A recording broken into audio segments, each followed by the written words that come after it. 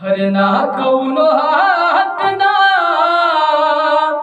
और बजरिया से होला, ना कौनो हटना बजरिया से होला।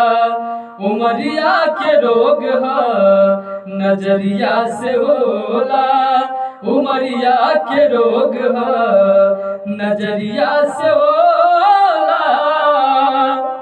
हर समझे न पवनी तुहार असली इरादा, सनहिया के जाल में धरा गई निदादा।